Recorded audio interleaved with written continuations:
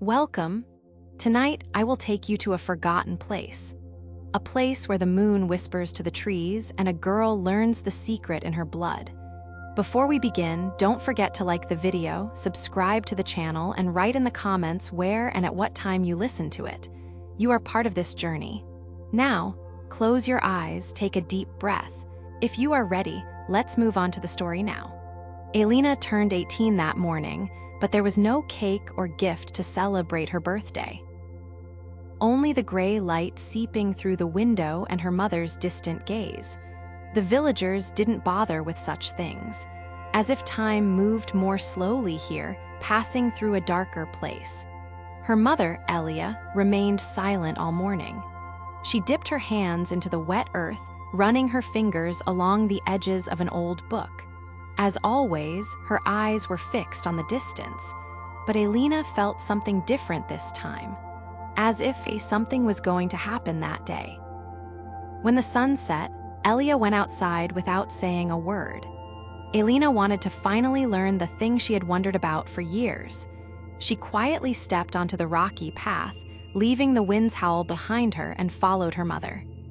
Deep in the forest, the air suddenly changed. In the space between the trees, the moonlight illuminated the scene like a stage. It felt as though she had been here before. Broken stones and charred roots whispered that this was a ritual site. Then she saw it. Elia was kneeling in the center of a circle made of dry branches, as if she had been there for centuries. Black candles burned around her, and smoke that smelled like soot rose into the air. An old book lay open before her. Its pages fluttered on their own in the still air, and Elia was speaking in an unfamiliar, twisted language. The rhythm of her voice seemed to blend with the moonlight. Alina's knees gave way. A whisper passed through her. "Is my mother a witch?" At that moment, another rustling sound was heard. The bushes stirred. A lantern flashed. It was Merk, the village blacksmith. He was out of breath. There was a moment of silence. Then Merk's voice burst out.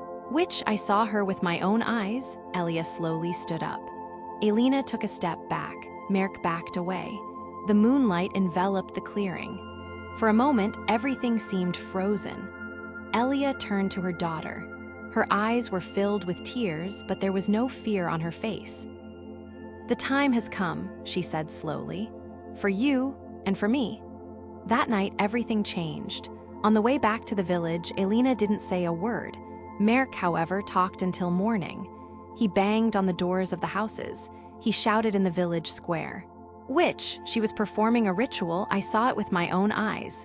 Fear spread like mud. The next morning, everyone knew. Elia was no longer just a strange woman. She was a threat, a curse. But no one had acted yet. Not yet. The next day, as Alina looked out the window, her heart was torn with conflicting emotions. Was her mother a witch?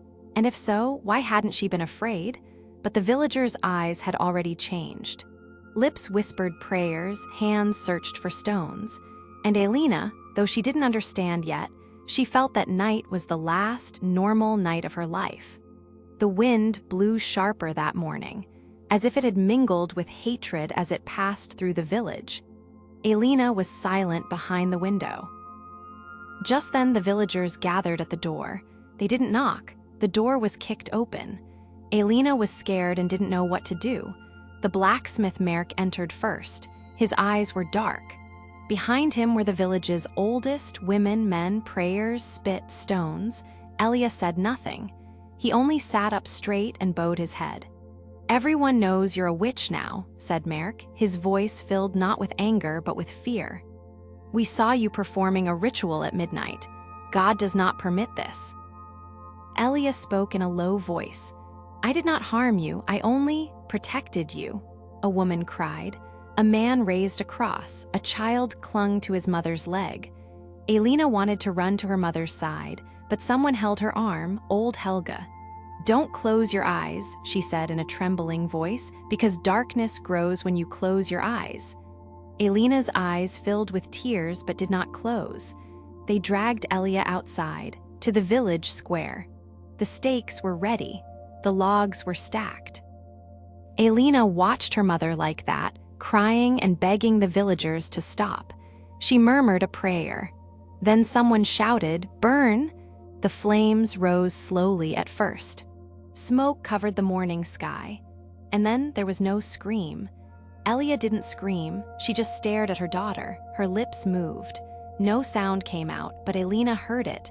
Not through her ears, but from within her heart. Don't forget, your roots are in the earth, your heart is in the fire, the future is in you. Then everything went dark. The villagers dispersed. Merk wiped the sweat from his forehead. Someone recited a prayer. Someone spat. No one knew what they had gained or lost. That night, Alina did not utter a single word. She burned everything inside the house, except her mother's book, and then she walked into the forest. She didn't look back. Not even the stars followed her. Her eyes were no longer childlike, and her heart was broken not only by her mother's death, but also by the injustice of the world. The air in the forest was different from that in the village. It was quiet, but not peaceful. It was not the wind, but a waiting breath that circulated among the trees. Alina found a small cabin that seemed abandoned. She settled there and began to think that it was safe for her. She spent her days leaning against a tree hollow, studying the book her mother had left her page by page and improving herself. Most of the pages were filled with symbols she did not recognize. Some words were strange: flower, breath, trace, root, eternity. But the real strangeness lay in the news coming from the village. Footsteps no longer came to the forest, but whispers did. Alina heard a different voice every day from behind the trees. The rain has stopped. The cows are no longer giving milk. The wheat in the field has rotted by morning. Babies are being born without crying. Something was happening in the village, and no one could understand it. But Alina knew what it was. Something had come out of her. When the emptiness inside her filled with anger, it was as if a door had opened. She hadn't cast a spell, at least not consciously. But with her mother's death, something had awakened in the earth. And now this thing was watching the village. One night, the book opened on its own. The pages turned in the still air, and then it stopped.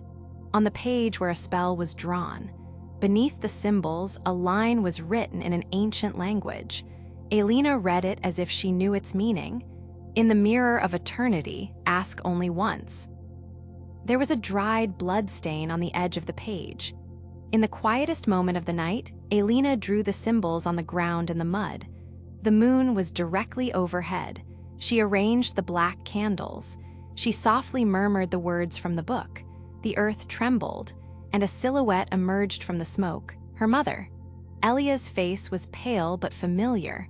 Her eyes met Alina's. But before speaking, she warned, only one question. Alina swallowed.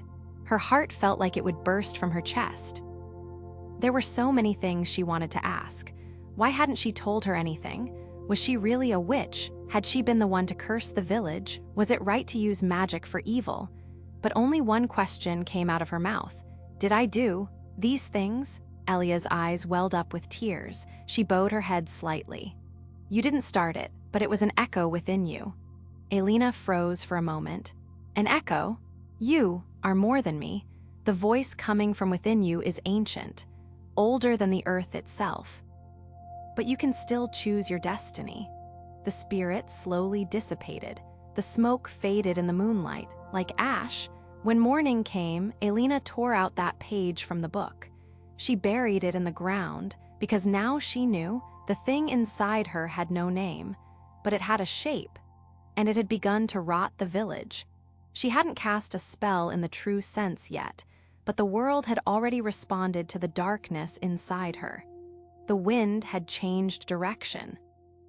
Even the leaves in the village were falling with a whisper now, and everyone was thinking the same thing, but no one had dared to say it first. Until old Petra, while churning the morning milk, heard the name Alina in the sour smell. This girl, she whispered. Nothing has been the same since she went into the forest. The women first bowed their heads, but then they looked at each other. And for the first time, they thought together, Could the curse be coming from that girl? From that day on, prayers rose in the village. Crosses were hung on doors. Plant branches were burned in the fireplaces at night. And in the mornings, salt was rubbed on the children's foreheads, but nothing stopped. The rain still didn't fall. The crops in the fields weren't sprouting, newborn animals weren't surviving past 3 days, and some babies weren't crying at all. Finally, Merk spoke. At night, they gathered around the stone well in the village square. With eyes burning like flames, he presented a plan. We have to find her, in the forest, and we must do whatever it takes. No one objected. The hunt was beginning. In the forest, the wind was blowing differently.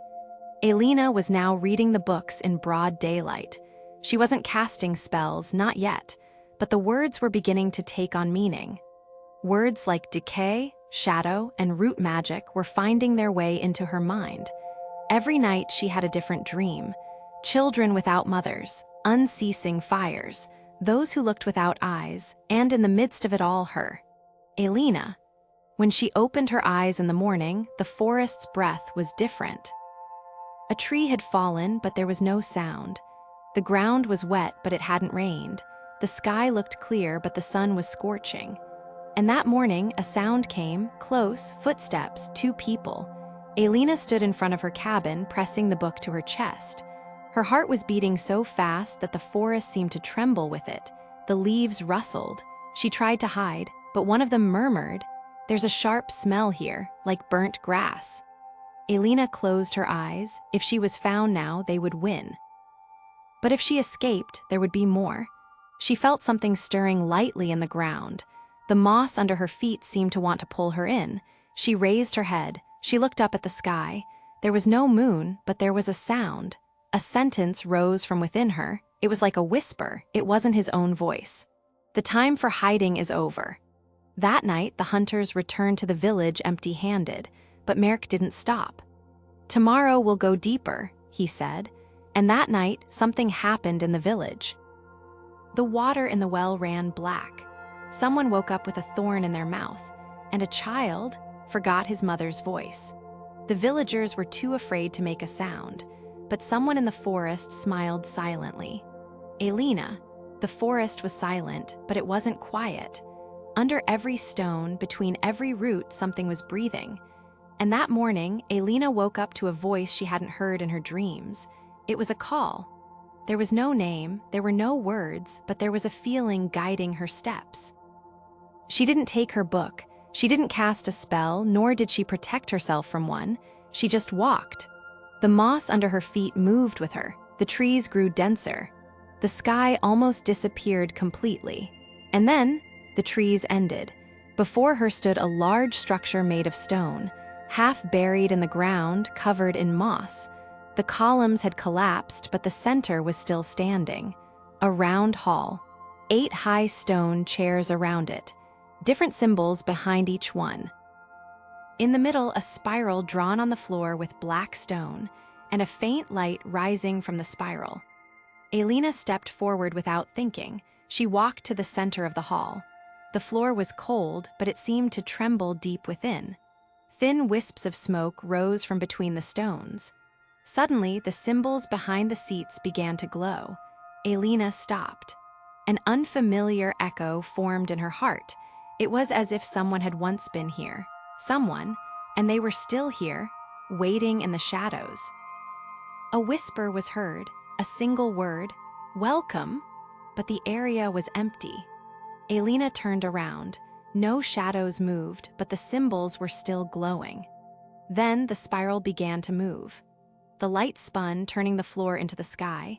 An image rose, Elia, but not like a ghost. Young, as if this place belonged to her too, and others beside her. 8 women, each of a different age, but all of them looked at her with the same eyes. One woman stepped forward, brown-haired, sharp-featured. Her eyes met Alina's. "Elia's daughter," she said. "You are the last to arrive." Alina took a step back, but the voice continued. "You cannot grow without knowing your roots, and you must know because you are not just a witch's daughter." Alina's throat went dry. "What am I then?" The woman extended her finger toward the spiral center. Flames rose from the ground, but they did not burn. They only showed a symbol, an 8-pointed star, and in the center, a shape that shone like an eye. "You are the 9th." Alina stepped back. A star flashed briefly on her forehead. The woman's voice turned to a whisper. "Either you restore the balance or the night will last forever."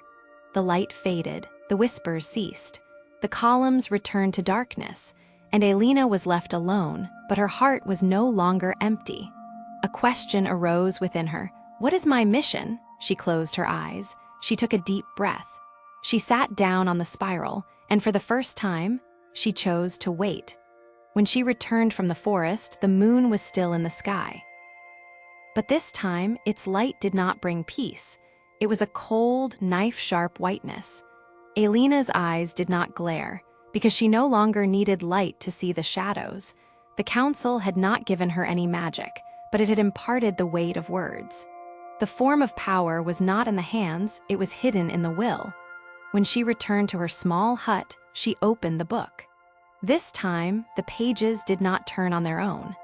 Alina placed her finger directly on the desired spot.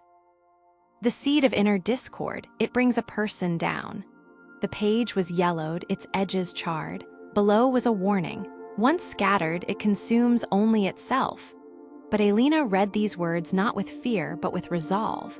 Preparations continued until midnight. She gathered stones covered in moss. She found 4 different herbs: dried mistletoe, sage, frog's claw, and black juniper leaves. She drew a circle in the center. When the moon was directly overhead, she closed her eyes and spoke the words. At first, nothing happened. Then the ground trembled slightly. A whisper from afar, but this time it was not something coming, but something going. The spell had been cast. The next morning, the village was unusually quiet. The women did not greet each other. Neighbors avoided eye contact. A child asked his mother why she was crying, but the woman did not know the answer. Merk gathered in the village square early in the morning. He wanted to speak again, but this time the people were silent. Some looked at Merk with suspicion. Some pointed to the man beside him. "What were you doing that night?" Some whispered. "What if the real spell is on you?" A woman whispered, and the rumor spread from ear to ear. On the same day, 3 separate arguments broke out in 3 different houses. A man accused his wife of having an affair with a neighbor. 2 brothers fought over the rights to a field, and old Petra cursed her daughter, whom she hadn't spoken to in years. Alina watched from afar. The first spell targeted not only words, it targeted the human heart, and whatever was already ready to crack inside them was now spilling out. That night, she lit a fire in the forest. She tried to see her mother's face in the flames, but nothing came out. Still, a sentence rose from within her. This time it was her own voice. "You burned my mother, I will burn you all." When dawn broke, the village was silent. But this time the silence was not a choice, but a consequence. Throughout the night, screams had risen from 3 houses. Neighbors had turned on each other, walls had been pelted with stones, and a man had wounded his own brother with a sickle. And by dawn, old Petra's house was ablaze.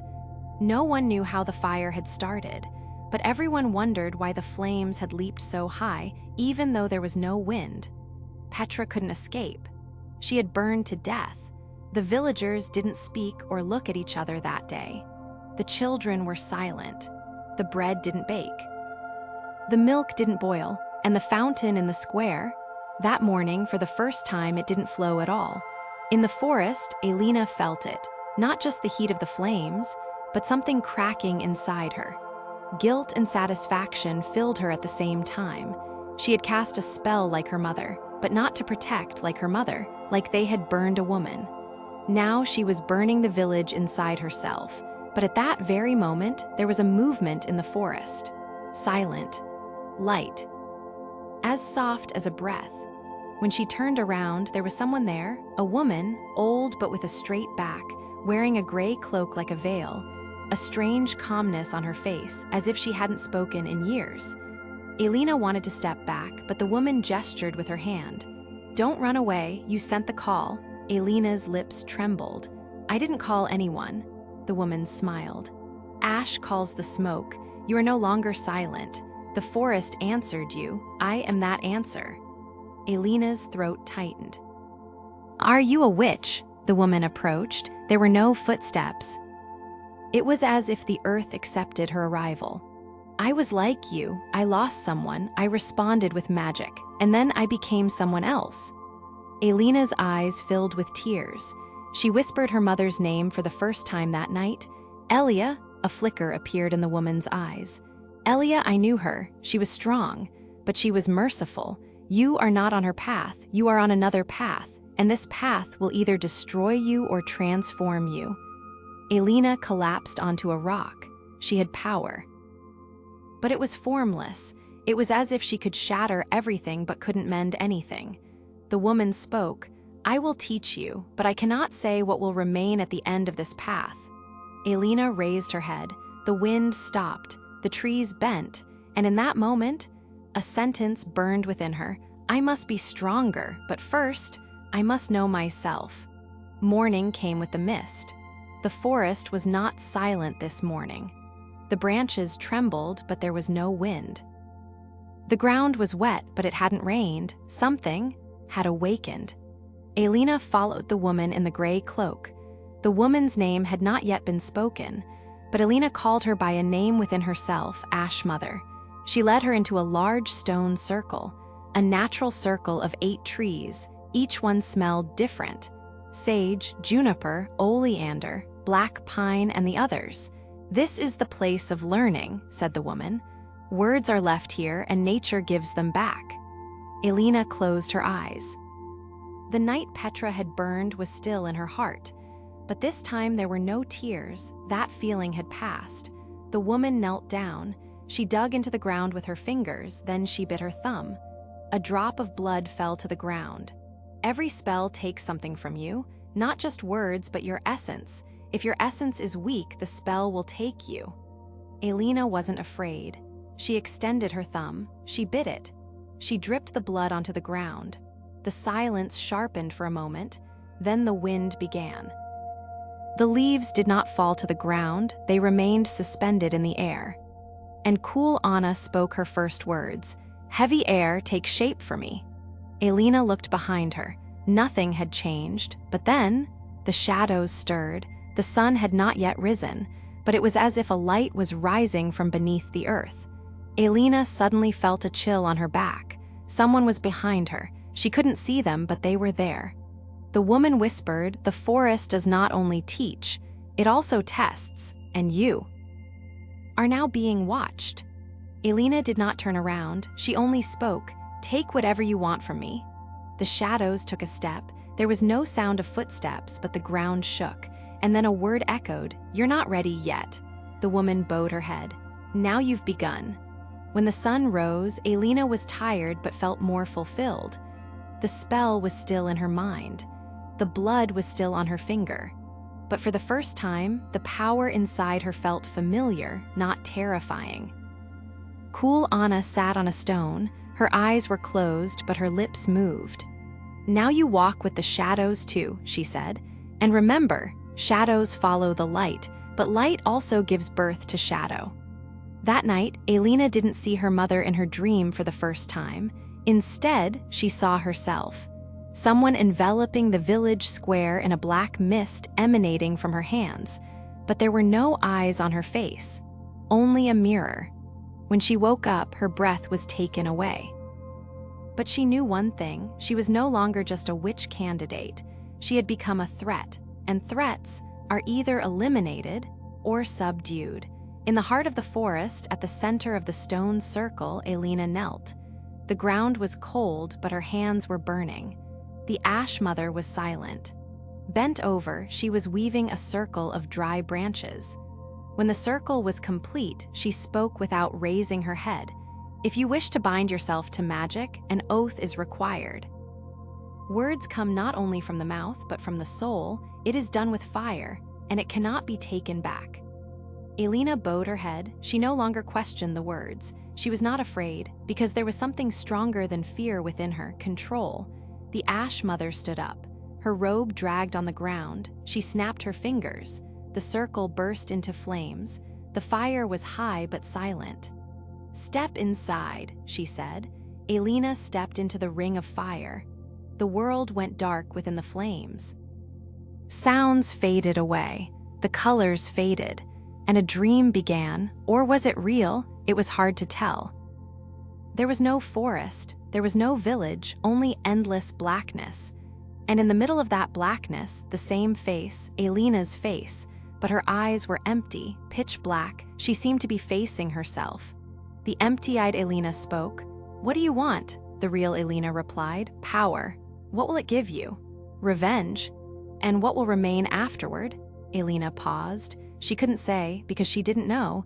There was no winner inside her, only losers. The black-eyed Alina approached. She reached out her hand.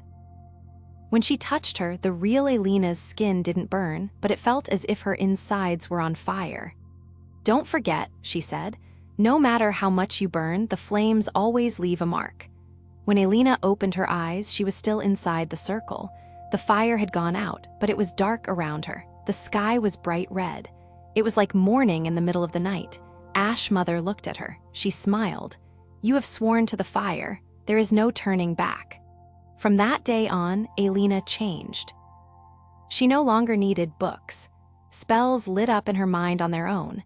She could make dry leaves speak and move the roots beneath the ground. The forest was not just a refuge for her, but an extension of herself. But in her nighttime dreams, she felt a crack in everything. Ash Mother did not teach her everything. Some symbols were not shown, some spells were passed over as forbidden, and sometimes the woman's face would transform into someone else's for a brief moment. Alina noticed, but she didn't say anything, because she could feel that something was approaching. One night, she saw her mother in her dream, but this time she wasn't silent. Her eyes were filled with tears. Elia leaned toward her. She whispered softly, "What is approaching you is not just power. The form of that power will determine who you are." When Alina woke up, she felt tired for the first time. Not her body, but her soul was tired. And that very morning, an unfamiliar scent drifted through the forest. Mint and lavender, foreign yet familiar. Someone was coming, and this person was not like cool Anna. The wind blew in the opposite direction that morning. Cool Anna noticed this, but she said nothing. She simply sat by the fire, closing her eyes. Something was approaching, a breath that did not belong to her. At that moment, Alina was sitting outside the stone circle. She was touching the earth, listening to the vibrations of the roots. She was no longer just listening, she was giving commands. The forest was like a part of her body. But that morning, she felt something else in the earth. Soft, familiar, a vibration that didn't hurt but awakened her. And then a scent, mint and lavender.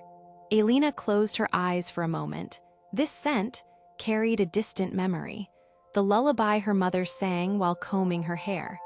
At that moment, a voice came from behind her. "Your eyes look like your mother's, but they're darker inside." Alina startled. There was a woman behind her. Her hair was snow white, but her skin was young. Her eyes were calm, but there was a sparkle in them. She wore a dark purple cloak and held a lavender bag in her hand. Alina stood up.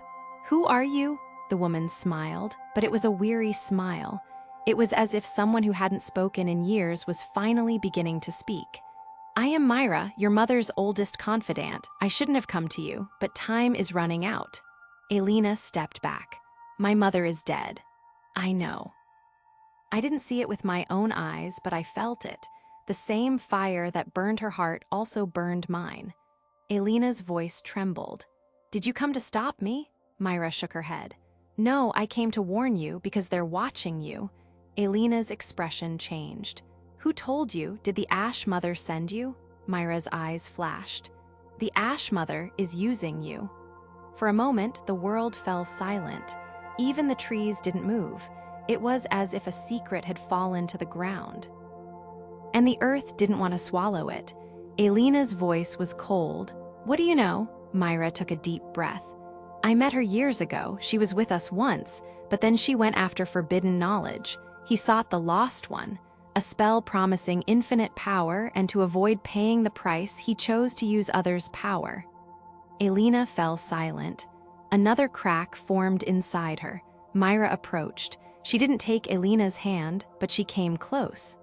"Your mother always tried to protect you. She wanted you to choose, not be guided." Alina paused for a moment. A dual voice echoed in her heart. "Power is my right, but my mother would never look at me like that."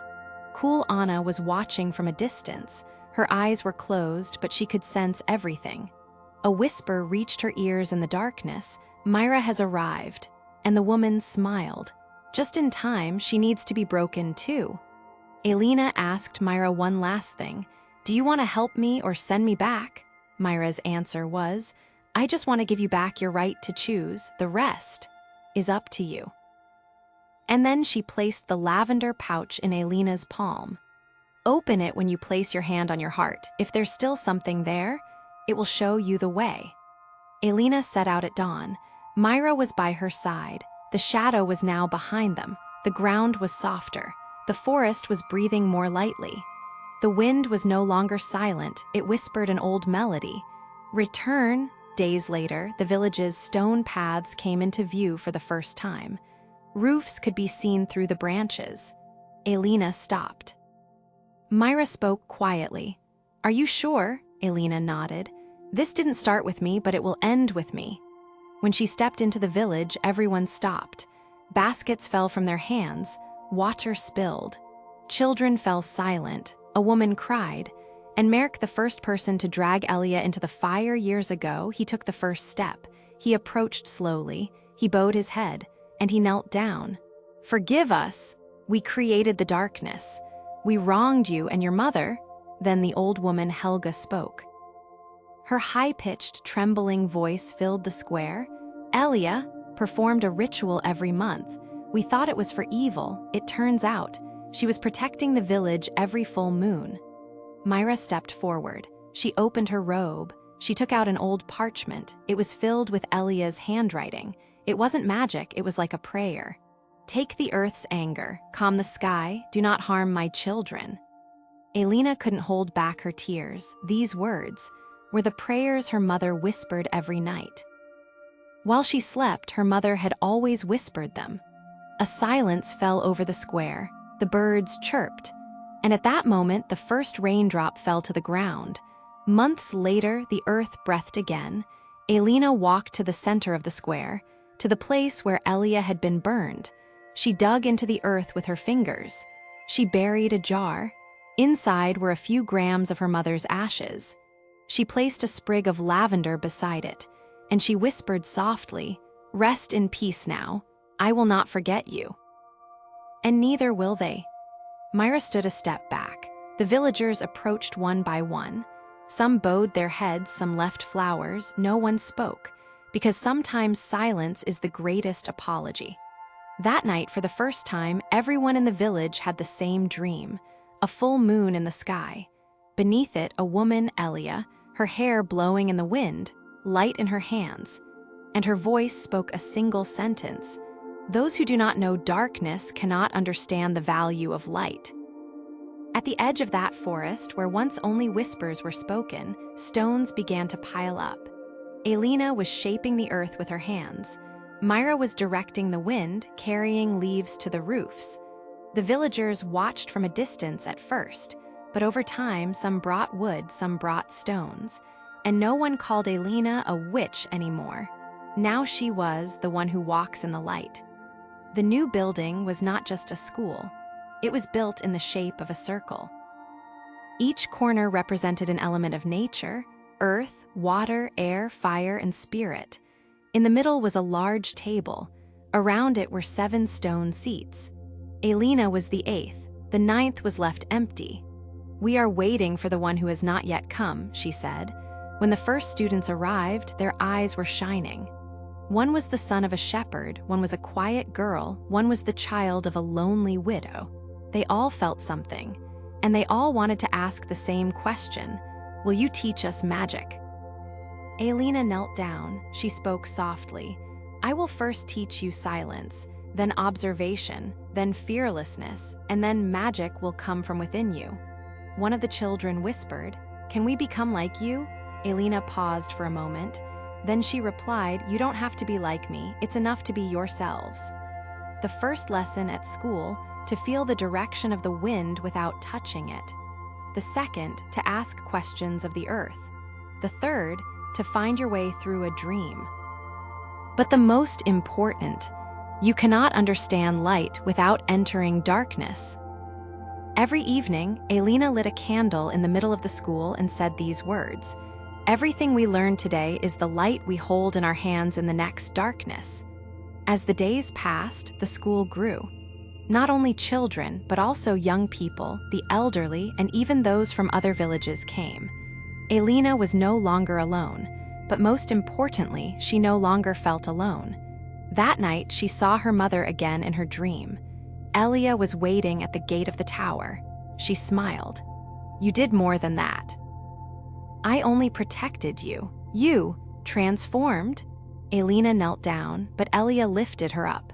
Stand up, my child, because now your time has begun. Spring had begun. Flowers were blooming in the schoolyard and birds were accompanying the children's magic experiments. Alina felt for the first time that peace was truly possible. But that day, the weather suddenly changed. The scent of the wind changed.